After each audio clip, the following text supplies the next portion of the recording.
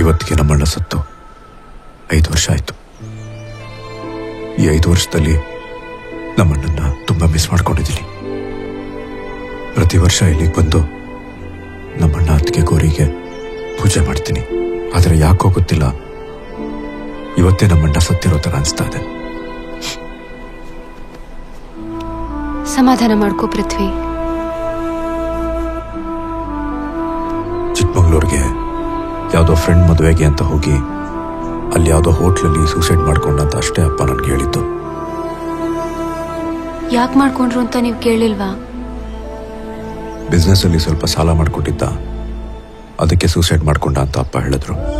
ಅದೇ ನೋವಲ್ಲಿ ಅತ್ತಿಗೆ ಕೂಡ ಡಿಪ್ರೆಷನ್ಗೆ ಹೋದ್ರು. ಅಮ್ಮಗೋಸ್ಕರ ಆದ್ರೂ ಅಣ್ಣನ್ ಮರೀತಾರೆ ಅಂದ್ರೆ ಅವರು ಒಂದಿನ. ಆದ್ರೆ ಅಣ್ಣನೇ ಸತ್ತು ದೆವ್ವ ಆಗಿ ಮರ್ಡರ್ಗಳನ್ನೆಲ್ಲ ಮಾಡ್ತಿದ್ದಾನೆ ಅಂತ ಅಪ್ಪಂಗೆ ಹೇಗೆ ಹೇಳಿ? ವಾಟ್ ಪೃಥ್ವಿ, ದೆವ್ವ ಇದೆ ಅಂತ ನೀನು ನಂಬ್ತೀಯಾ? ನಾನ್ ನಂಬ್ತಾ ಇಲ್ಲಮ್ಮ.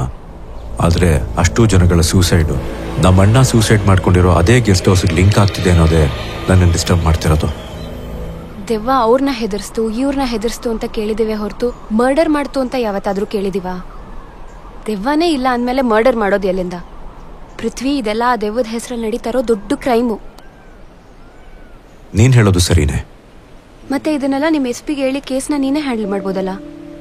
ನಾನು ಇದನ್ನೆಲ್ಲ ಹೇಳಕ್ಕಾಗಲ್ಲ. ಅವಾಗ ಇದು ಪರ್ಸನಲ್ ಆಗೋಗುತ್ತೆ. ಆಗ ನನಗೆ ಕೇಸ್ ಕೊಡಲ್ಲ. ಆದರೆ ನನಗೆ ನಿನ್ನ ಹೆಲ್ಪ್ ಬೇಕಾಗುತ್ತೆ. ದೆವ್ವ ಇದೆ ಅಂತ ನಂಬೋ ಈ ಸೊಸೈಟಿಲಿ ಸೈಕ್ಯಾಟ್ರಿಸ್ಟ್ ಮಾತು ಯಾರು ಕೇಳ್ತಾರೆ? ಬಟ್ ಸೈಕಲಾಜಿಕಲ್ ರಿಲೇಟೆಡ್ ಏನೇ ಇದ್ರೂ ನನ್ನ ಸಪೋರ್ಟ್ ಇರುತ್ತೆ. ಹಾಗಾದ್ರೆ ಅದು ಯಾವ ದೆವ್ವ ಭೂತ ಇದೆಯೋ ನಾನು ನೋಡೇ ಬಿಡ್ತೀನಿ. ನಮ್ಮಣ್ಣನ ಸಾವನ್ನ ಮುಂದಿಟ್ಕೊಂಡು ಯಾವ ನನ್ನ ಮಗ ಆಟ ಆಡ್ತಿದ್ದಾನೋ ಅವನ್ಗೊಂದು ಗತಿ ಕಾಣಿಸ್ತೀನಿ. 70 ಡೆತ್ಸ್ ನಂಬೋಕೆ ಆಗ್ತಿಲ್ಲ. ಇಷ್ಟೊಂದು ಡೆತ್ಸ್ ಆಗಿದ್ರು ಅದು ನಮಗ್ ಗೊತ್ತಾಗಿಲ್ಲ ಅನ್ನೋದು ಮೀಡಿಯಾದವ್ರಿಗೆ ಏನಾದ್ರೂ ಗೊತ್ತಾದ್ರೆ ನಮ್ಮ ಮಾನ ಮರ್ಯಾದೆ ಹರಾಜಾಗ್ತಾರೆ. ಇಲ್ಲ ಸರ್, ಇದು ಯಾರಿಗೂ ಗೊತ್ತಾಗಲ್ಲ. ಈವನ್ ರಾಘವೇಂದ್ರ ಕೇಸ್ ತಂದಿಲ್ಲ ಅಂತಿದ್ರೆ ನನಗೂ ಗೊತ್ತಾಗ್ತಿರ್ಲಿಲ್ಲ. ಒಂದೇ ಊರಲ್ಲಿ ಅಷ್ಟು ಡೆತ್ಸ್ ಆಗಿದ್ರೆ ಯಾರಿಗಾರು ಡೌಟ್ ಬಂದಿರೋದು. ಆದ್ರೆ ಅಷ್ಟು ಜನ ಅದೇ ಗೆಸ್ಟ್ ಹೌಸ್ ಸ್ಟೇ ಮಾಡಿ ಊರಿಗೆ ಹೋದ್ಮೇಲೆ ಸೂಸೈಡ್ ಮಾಡ್ಕೊಂಡಿದ್ದಾರೆ. ಮತ್ತೆ ಅವರೆಲ್ಲ ಮದುವೆ ಆಗಿರೋರು. ಯೂಶುವಲ್ ಆಗಿ ಮದುವೆ ಆದವ್ರಿಗೆ ಏನಾದ್ರು ಒಂದು ಸಮಸ್ಯೆ ಇದ್ದೇ ಇರುತ್ತೆ. ಸೊ ಯಾರಾದ್ರೂ ಸೂಸೈಡ್ ಮಾಡ್ಕೊಂಡ್ರೆ ಮೋಸ್ಟ್ಲಿ ಇದೇ ಪ್ರಾಬ್ಲಮ್ಗೇನೋ ಅಂತ ಅನ್ಕೊಳ್ತಾರೆ. ಇದೇ ತರನೇ ಸರ್ ಈ ಎಲ್ಲ ಕೇಸ್ಗಳಲ್ಲೂ ಆಗಿರೋದು. ಎಸ್, ನೀವ್ ಹೇಳ್ತಾ ಇರೋದ್ರಲ್ಲೂ ಲಾಜಿಕ್ ಇದೆ. ಆಫೀಸರ್ಸ್ ಹೇಳಿ, ಈಗ ಏನ್ ಮಾಡೋದು? ಸರ್, ಆ ಗೆಸ್ಟ್ ಹೌಸ್ ನ ಫಸ್ಟ್ ಸೀಸ್ ಮಾಡಬೇಕು. ಆ ಗೆಸ್ಟ್ ಹೌಸ್ ನ ಸೀಸ್ ಮಾಡೋಕೆ ಕಾರಣ ಏನ್ರಿ ಕೊಡ್ತೀರಾ? ಅಲ್ಲಿ ದೆವ್ವ ಇದೆ ಅಂತ ಹೇಳಿದ್ರೆ ಹೇಳಿ ಕೇಳಿ ಅವನು ಕಾರ್ಪೊರೇಟರ್ ಪೊಲಿಟಿಕಲ್ ಪ್ರೆಷರ್ ತಂದು ಎನ್ಕ್ವೈರಿನ ನಿಲ್ಲಿಸ್ಬಿಡ್ತಾನೆ. ಆಮೇಲೆ ಕೇಸ್ ಹಳ್ಳ ಹಿಡಿಯುತ್ತೆ. ಪಕ್ಕ ಎವಿಡೆನ್ಸ್ ರೆಡಿ ಮಾಡ್ಕೊಂಡೆ ಅವನನ್ನ ಟಚ್ ಮಾಡಬೇಕು. ಹೌದು ಸರ್. ಅನಂತು ಸರ್ ಸತ್ತಿರೋ ಅಷ್ಟು ಜನಗಳ ಡೀಟೇಲ್ಸ್ ರೆಡಿ ಮಾಡಿದ್ದೀನಿ. ಬಟ್ ಚಾಲೆಂಜಿಂಗ್ ವಿಷಯ ಏನು ಅಂದ್ರೆ ಸತ್ತಿರೋರು ಬೇರೆ ಬೇರೆ ಊರವರು. ಹಾಗಾದ್ರೆ ಟೀಮ್ ಮಾಡ್ಕೊಳ್ಳಿ. ಒಂದೊಂದು ಟೀಮು 2-3 ಊರುಗಳಿಗೆ ವಿಸಿಟ್ ಮಾಡಬೇಕು. ಯಾರಿಗೆ ಏನೇ ಕ್ಲೂ ಸಿಕ್ಕಿದ್ರು ಇಮಿಡಿಯೇಟ್ ಆಗಿ ಪೃಥ್ವಿ ಅವ್ರಿಗೆ ಅಪ್ಡೇಟ್ ಮಾಡಬೇಕು. ಏನಂತೀರಿ? Good. Mister Prithvi sir, I am officially handing over this case to you. Yes sir. Wish you all the best. Thank you sir. Krishnappa, ಬಂದೆ. ನಾನು ಫೋನ್ ಮಾಡಿದ್ದ, ನೀವೇನಾ? ಹೌದು ಸರ್. ಬನ್ನಿ. ಸರಿ ಅವರೇ, ನಾನೇ ಸರ್ ಕೃಷ್ಣಪ್ಪ.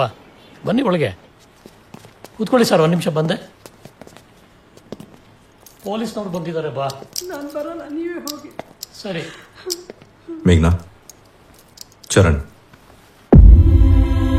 ಸರ್ ಹೇಳಿ. ಇದೆಲ್ಲ ಹೇಗಾಯ್ತು ಸರ್? ಯಾಕಾಯ್ತು ಹೇಗಾಯ್ತು ಅಂತ ನಮ್ಗೆ ಯಾರಿಗೂ ಗೊತ್ತಿಲ್ಲ.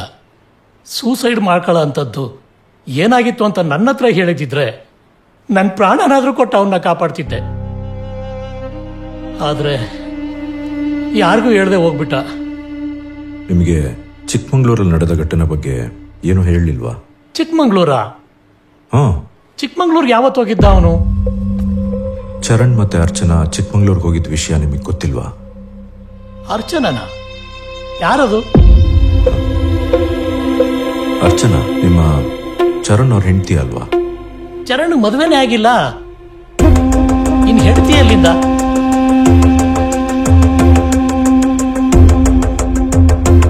ನನ್ನ ಹೆಸರು ಚರಣ್ ಅಂತ. ಇವಳು ನನ್ನ ವೈಫ್ ಅರ್ಚನಾ. ಒಂದು ನಿಮಿಷ ಬಂದೆ ಸರ್. ಅನಂತು ಸರ್.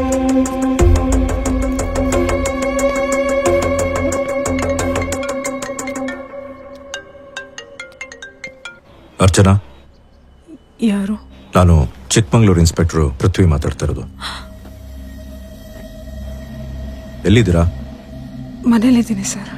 ಯಾವ ಮನೇಲಿದ್ದೀರಾ? ಅದು ನಾನು ಇಲ್ಲಿ ಚರಣ್ ಮನೇಲಿದ್ದೀನಿ. ಅರ್ಜೆಂಟಾಗಿ ನಿಮ್ಮನ್ನು ಮೀಟ್ ಮಾಡ್ಬೇಕಲ್ಲ. ನಾನು ಯಾರನ್ನೂ ಮೀಟ್ ಮಾಡೋ ಪರಿಸ್ಥಿತಿಲಿ ಇಲ್ಲ ಸರ್. ಪ್ಲೀಸ್ ಪ್ಲೀಸ್ ನನ್ನ ಬಿಟ್ಬಿಡಿ ಪ್ಲೀಸ್. ನೋಡಿ, ನಾನು ನಿಮ್ಗೆ ಏನು ಪ್ರಾಬ್ಲಮ್ ಕೊಡೋದಿಲ್ಲ. I promise you. Location share ಮಾಡ್ತೀನಿ ಸರ್. ಪೃಥ್ವಿ, ನಾನು ಹಾಸ್ಪಿಟ್ಲಿಗೆ ಹೊರಡ್ಬೇಕು, ಲೇಟ್ ಆಗತ್ತೆ, ನಾನು ಹೊರಡ್ತೀನಿ. ಯಾಕೆ ಅರ್ಚನಾ ಮನೆಗೆ ಬರಲ್ವಾ? ಇಲ್ಲ, ಪೇಷಂಟ್ಸ್ ಎಲ್ಲ ವೇಟ್ ಮಾಡ್ತಿರ್ತಾರೆ, ಅದಕ್ಕೆ. ನಾನೇ ಒಂದು ವೇ ಡ್ರಾಪ್ ಮಾಡ್ತೀನಿ. Let's go. ಸರ್, ಇಲ್ಲಿ ಲೆಫ್ಟ್ ಸೈಡ್ ಇದೆಯಲ್ಲ, ಇದೆ ಮನೆ. Madam madam, sir door open ಆಗಿದೆ.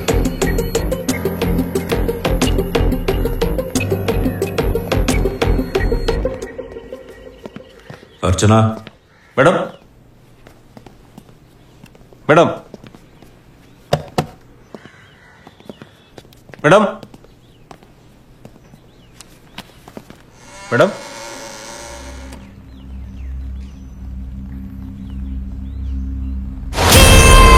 ಸರ್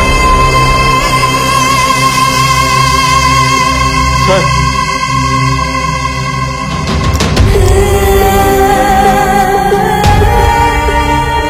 ಸರ್, ದಯವಿಟ್ಟು ನನ್ನ ಕ್ಷಮಿಸಿ. ಚರಣ್ ಸಾಕೆ ನಾನೇ ಕಾರಣ. ಅವ್ರ ಮಾತನ್ನ ನಾನು ಕೇಳಿದ್ರೆ ಇವತ್ತು ಅವ್ರು ಬದುಕಿರ್ತಿದ್ದ. ತಪ್ಪು ಮಾಡ್ಬಿಟ್ಟೆ.